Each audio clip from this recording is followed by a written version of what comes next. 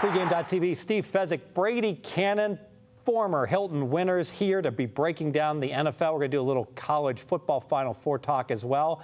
But I'm excited to be talking NFL. Pittsburgh Steelers, Atlanta Falcons, both in the thick of the playoff race.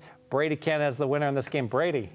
Well, you're right. They're both in the thick of the playoff race, and unbelievably so, that NFC South. I mean, is anybody ever going to be eliminated from this division? I just want to thank the Bengals in Carolina right now for playing to a tie. Yeah. Because now when I work out all the playoff scenarios, it'll make it so much easier because they've got the halves in their record. Yeah, that's exactly right. And that gives them a little bit of an advantage in the AFC North, although, Pittsburgh went in there and had a big win against them last week.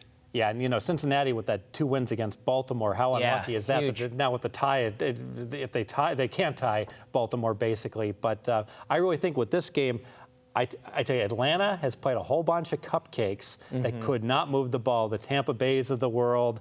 Well, they played their own division. Yes, and so because of that, Carolina's been struggling, and then they finally faced an offense in Rodgers. I know they got their points, but they basically got crushed trying to stop Green Bay, and now they got to try to stop the Steelers, right? And I think there's two ways you can look at that Monday night game and the points that they got in the second half. Sure enough, Green Bay was probably pulling their foot off the gas a little bit. They had a 31-7 lead at the half. But it also speaks to the fact that this Atlanta team can score, and I think it also speaks about the Green Bay defense a little bit.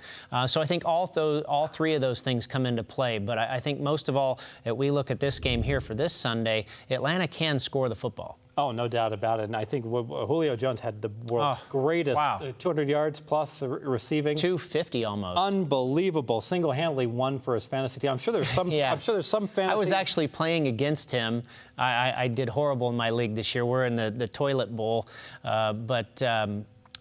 I played against him this week, and we won the game. We had Roethlisberger and Martavius Bryant and Calvin Johnson. But I think he scored close to 50 points. I was going to say that I'm sure there's someone who, going into the Monday Night Football, was saying, "Oh, the only way I could lose is if he has the game of the year against me," and that's basically he did. What he did. Now the question is, we're looking at this total 53.5. It's up to 54. Do have AFC against NFC. We always lean towards the over. We're playing a fast track in a dome, but they are two contending teams that need the game, which I would rather that wasn't the case. Yeah. A couple ways you can look at that too.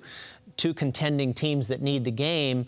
And you'd think, close to the vest, let's run the ball, let's be a little bit conservative. But on the other hand, the strengths of both these teams is offense. And, if they're gonna try to win this game, you have to play to your strengths. No doubt about it at all. And I think that, Tomlin, I just don't think of him as much of a coach. My concern here, and same with Mike Smith, is they should be ultra aggressive.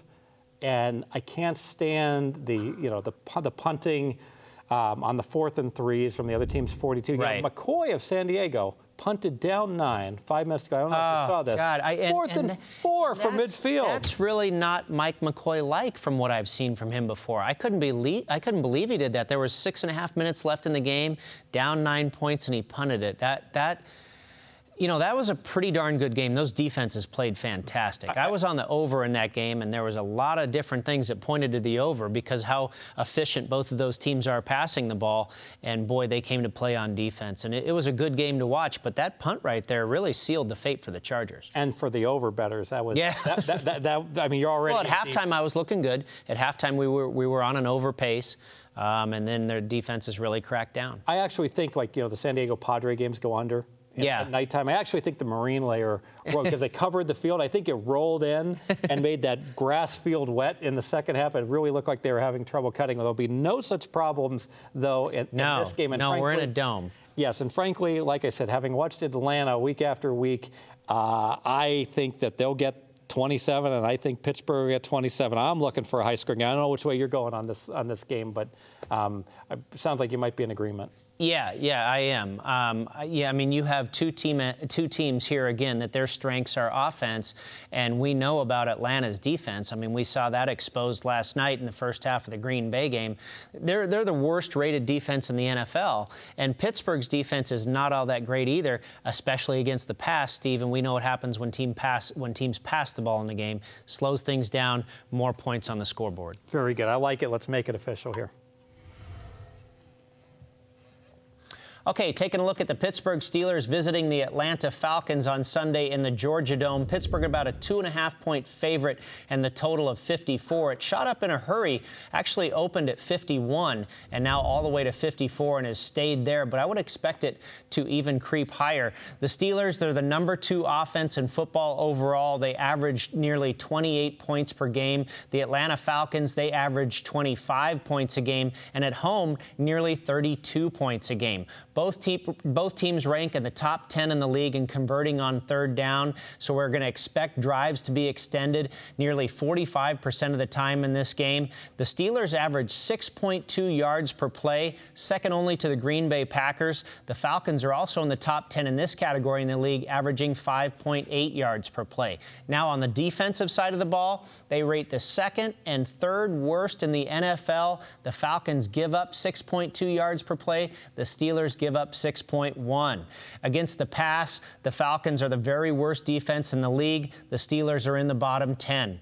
When teams pass the ball, like we just talked about, it slows the game down, gives everybody more opportunity to put points on the board. Against the run, both of these defenses are a little better. Atlanta still in the bottom half of the league, Pittsburgh actually in the top half of the league. But knowing that, these coordinators have to game plan to pass more than they run. And again, that goes into our clock and slowing this game down, giving us more opportunities for points. In the red zone, both teams are in the top half of the league in scoring in the red zone. On the flip side, both defenses, in the bottom half of the league in giving up in the red zone. And let's look at some of the trends. These are pretty good. The Steelers, 5-0 as non-conference road favorites, 5-1 to the over after they score 40-plus points in the prior game, 5-1 to the over in their second of back-to-back road games, and they are 4-1 to the over in a dome. As far as the Falcons, 6-1-1 to the over after a Monday night game, 4-1 to the over this season at home, and 8-2 at home to the over following a game in which they allowed 42 or more points. We think there's going to be some high-flying fireworks at the Georgia Dome this Sunday between these two teams. Like Steve mentioned, they're both in contention, and I think they're going to play to their strengths, which is obviously offense, as we've pointed out here. Big number, but a lot of times this year and in the NFL in recent years, with all this scoring that we're getting, big numbers tend to go over, and I think this one's going over as well.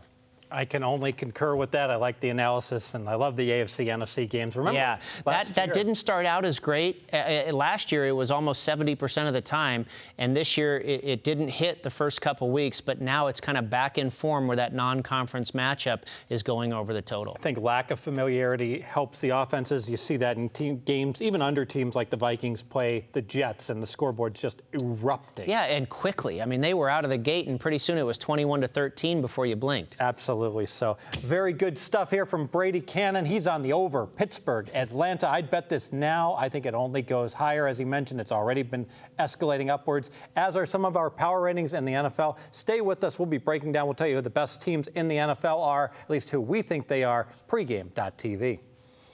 Cool.